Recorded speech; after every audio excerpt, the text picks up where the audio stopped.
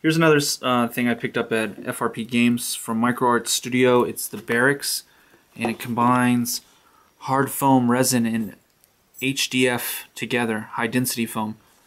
So I thought this looked kind of interesting on their website, and when I got it, these bunkers here, they don't disappoint.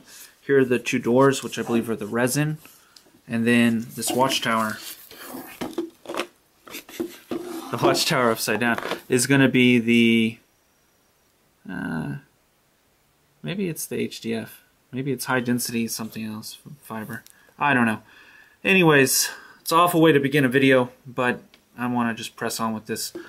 So, again, these bunkers just look amazing.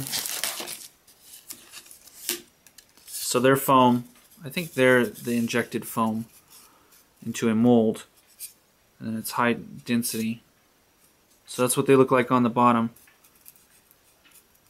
And I think Nick Tompkins at Epicast would know what those are and could tell me. Maybe these are the injection points. I don't know. Anyways, these look great. They have no door. I just smelled it. It smells more like the wood here, the burned out laser engraved wood, than resin, but it definitely has the feel of resin. So that will sit like that. We have our family dog here, paying a visit. Here's what I don't like on these. There's these little lines, and to me they can only be wires unless there's something organic.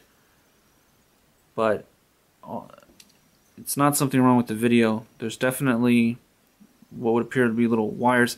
I don't know why you would have that on what appears to be some kind of blast door, hatch door. Why the wires would be exposed on the outside. Not something I would choose to do, but I think they'll paint up nicely, and it does give a little bit of texture. So we'll have to see how that turns out. That's what they look like on the roof.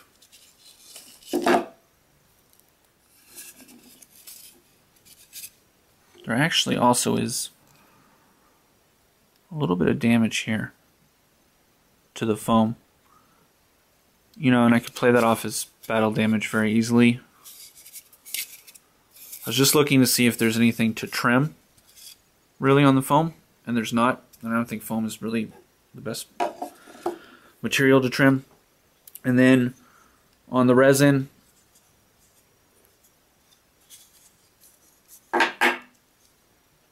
it looks like a pretty good clean cast of it. There is a little bit of damage at the corners, and the camera's not, there we go, really focusing on it, but there is a slight bit of damage there. Otherwise, pretty nice. And then of course you could use these for something else. I mean, right here I've made some kind of gateway, but it does have the straight flush back to put it against anything you want to have a door. So I'll probably keep mine detached from the bunkers. So this is definitely the HDF, as the instructions reveal. And this is 3mm thickness, instructions say. Put these two parts together, then I'll assemble this part. And it looks like you can have it open or closed. So I first heard about this company, or at least I saw something on them on maybe Tabletop News, and it looked pretty exciting. Anyways, as I was saying, Micro Art Studio, I became aware of them through Tabletop Gaming News or Tabletop News, and I saw the District 5, and wow, that looks really good. So I think actually just now, there was some noise in the background, that was a package arriving with maybe 2 of those, which is exciting. Otherwise, it's I guess a competitor, some more stuff from Litco Aerosystems. Anyways, this trapdoor looks like it will pop out here are the two main parts of the tower. So they advise that you may have to do a little cutting to dislodge some of these pieces from the sprue. And I wonder if this is even called a sprue when it's wood. Anyways, this has a nice aroma. I like the smell of the burnt wood, and this will be fun to pop out all these little pieces. Just some notes on assembly. The instructions say this is how to assemble the roof without really providing much indication of just how to assemble the roof that way. And this instruction says cover the connectors with side elements, and that's what will give it kind of this chunky look. So that goes, there's 3 holes here. These go on the top and bottom, and it gives it, yeah, a tougher look to it. They're kind of like a little bumper, but of course you could leave them off and I suppose fill those holes in, or you could leave them off and try to attach something else. So those could go up or down. Here I have one going either up or one going down, whichever side you think is up or down. Anyways, on the roof, these pieces are not exactly identical. So you have 4 of these. Some are actually thicker or thinner, and I discovered that after, you know, a minute of trying to put this together, of going, why aren't they? That just went in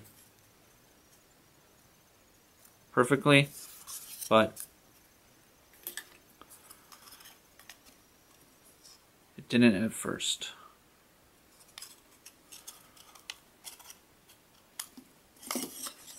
Yeah, I wound up with something like that. So this piece goes over here.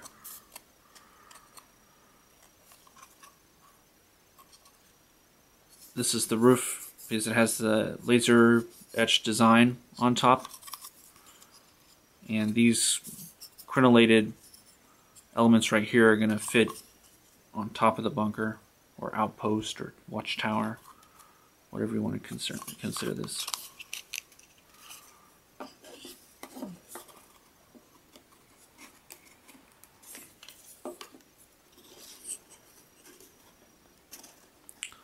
I don't really see much need for glue with almost any of this. It does just snap and hold itself together. Let's see, downward.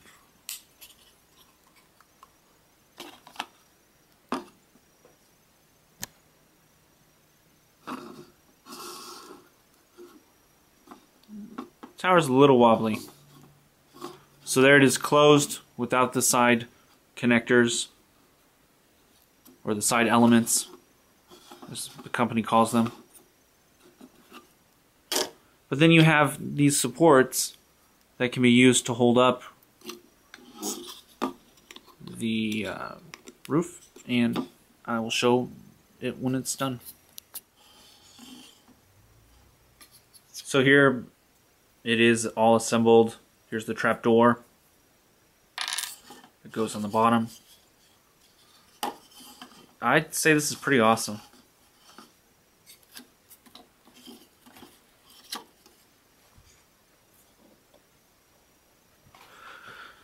The green couch in the background doesn't help, but this fits fairly snugly on top. It doesn't exactly lock into place, which is good because it allows placement of troops inside. So I can't pick it up by the tower or by the roof, which is good. Again.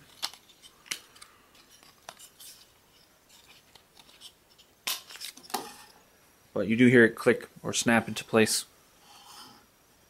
It's a pretty awesome guard tower, and it took about, I'd say, 10 minutes to assemble. I didn't have to cut, or I haven't trimmed off any of the, I guess they're called burrs, on the wood, but it did take me a little bit of time to figure out certain parts of it, and of course someone else could do it much quicker than I did. Anyways, I think this is pretty awesome. Here's some barracks. So I need to paint this stuff. Pretty great set from Micro Art Studios. So here I have the finished products, the 2 barracks and the guard tower. And the guard tower currently has 7 Necrons in it, so that's how many bases it fits. I think 25mm bases. And then I haven't glued anything on the wood, so the base comes off. The paint's worn off, or I didn't paint that area. But you could have a ground guard tower, I don't know, a ground checkpoint. I can picture from playing a lot of Red Faction, a little bar here. Anyways, there's 7 Necrons inside, all standing. Now one just toppled over. So the lid comes off, and you can fit 5 AT-43 soldiers in there, and also 5 Dark Age bases, 30mm round bases in the tower. Again, I didn't glue anything.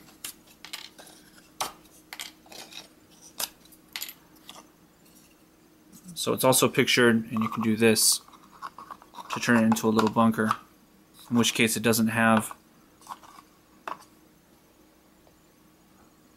a proper door. Just waiting for that to adjust. On the bottom, it has the trapdoor, and this is the bottom because it has the slots for the top of the tower. I suppose if you wanted a trapdoor, and it did come with the wooden piece, you could flip it upside down. I could paint this. I mean, it is textured, and that could serve as the top of the bunker, but then the little peepholes down here are on the wrong side. Anyways, so that's it closed.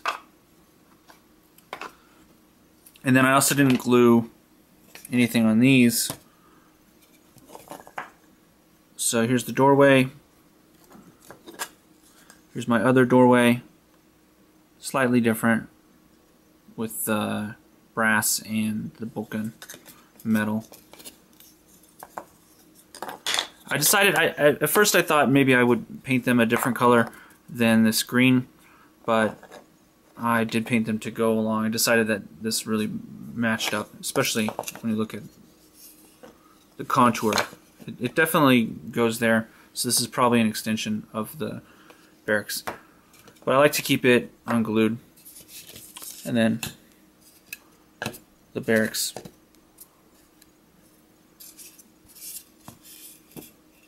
This one I started to paint the bottom. I was concerned about the foam getting eaten away when I sprayed it with gloss coat, Tester's gloss coat, and then I sprayed it with the Krylon matte to finish it. It still, to me, has a bit of a shine. You can see the glare. The other one is, of course, the same product. Nothing painted on the bottom. It's pretty easy to use. I'm relatively pleased with my paint job. I did have stronger highlights, but the gloss coat dulled them, I would have to say. So they're not as noticeable, but very easy to paint. And everything was a snap, pun intended, I suppose, to put together in terms of this, the wooden part. And I will conclude with a question, I suppose, of what I should do with this black base. I could paint it bolt gun as metal. I could also try to highlight the edges. Right now it just is this matte black. I don't think it's that bad. What do you guys think? Please let me know. Comment. Thank you.